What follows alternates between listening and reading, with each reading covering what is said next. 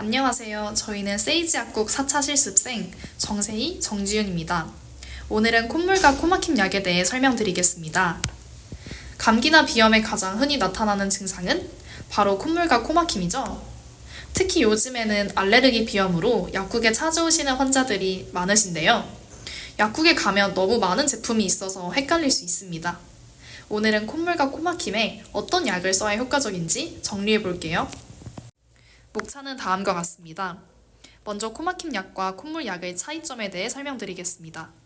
그리고 증상별로 콧물이 흐를 때, 코가 막힐 때, 만성 비염일 때, 코 세척이 필요할 때 어떤 약물을 사용해야 하는지 설명드리겠습니다. 마지막으로 스프레이제 사용법에 대해 설명드리겠습니다. 코막힘 약과 콧물 약은 어떻게 다를까요?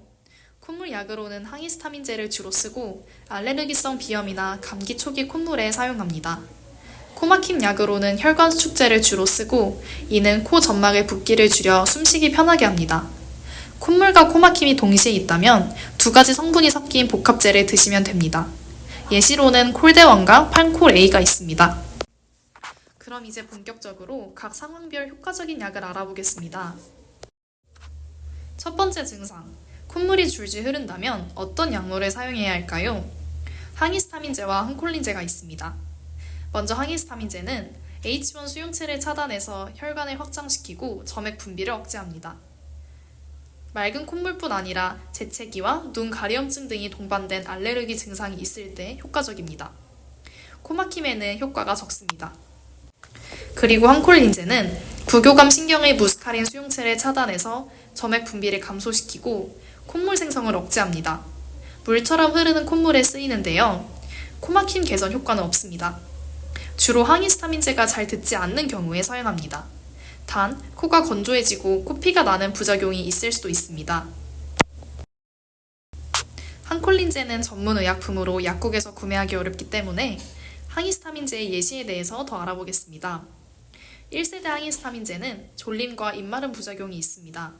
하지만 2세대 항히스타민제는 상대적으로 덜 졸리고 지속시간도 길어서 하루에 1회만 복용하면 됩니다. 약국에는 주로 2세대 항히스타민제 경구약이 있습니다. 그 성분으로는 로라타딘, 세트리진, 팩소페나딘이 있으며 대표적인 제품에는 지르텍과 알레그라가 있습니다. 두 번째로 코가 너무 막히는 증상에는 비충혈 제거제와 고장성 해수를 사용하시면 됩니다. 먼저 비충혈 제거제는 코점막의 아드레날린 수용체를 자극해서 코 점막 혈관을 수축시킵니다. 부은 점막 감소와 코막힘을 완화하는 효과가 있습니다. 경구용으로는 슈도에페드린, 비강용 스프레이로는 옥시메타졸린, 자일로메타졸린을 사용합니다. 단, 비강용 스프레이는 3에서 5일 이상 사용 금지입니다.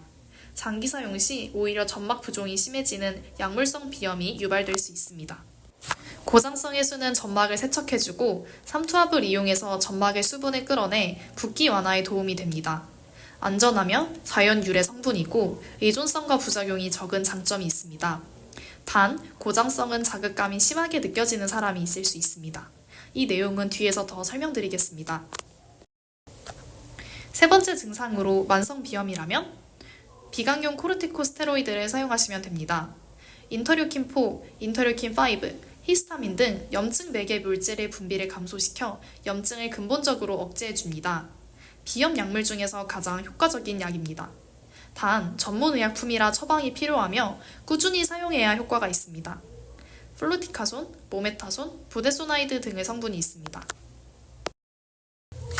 코 세척이 필요하시다면 NaCl, 멸균 등장 해수, 고장성 해수를 사용한 제품을 추천드립니다. 먼저 NaCl 제제입니다. 약국에서 파는 대표적인 상품으로는 앵클 비액과 오트리빈 베이비 내추럴이 있습니다. 보존제가 없거나 최소화되어 있기 때문에 비강 세척과 점막 보습을 목적으로 사용됩니다. 다음으로는 멸균 등장해수 제제입니다. 염도를 생리식염수와 유사한 0.9%로 맞추고 멸균 처리까지 한 제품입니다. 해수의 미네랄 성분이 풍부하게 함유되어 있어 코 점막을 강화하고 염증을 완화하는 데 도움을 줍니다. 대표적인 제품으로는 마플러스 나잘 스프레이, 피지오머 비강 세척액이 있습니다. 앞서 설명했던 제품들이 등장 생리식염수였다면 지금 설명드릴 제품은 고장액인 천연해수를 사용한 제품입니다. 대표적으로 패스를 설명드리고자 합니다. 고장액이란 체액보다 삼투압이 높은 용액을 말합니다. 패스의 성분을 보면 염화나트륨 3g/100ml라고 기재되어 있는데요. 무려 염도가 약 2.2%라고 합니다. 패스를 분사하면 코 점막 안에 있는 수분이 농도가 더 높은 외부인 스프레이 용액 쪽으로 빠져나오게 됩니다. 비충혈 제거제처럼 혈관을 직접 수축시키지는 않지만 점막의 수분을 밖으로 끌어내서 부피를 줄이는 원리라고 보시면 되겠습니다. 따라서 작용 속도도 조금 느린 편이며 순하게 보습을 주고 청소한다는 점에서 영유아, 인부, 만성 질환자들도 안전하게 사용할 수 있는 제품입니다.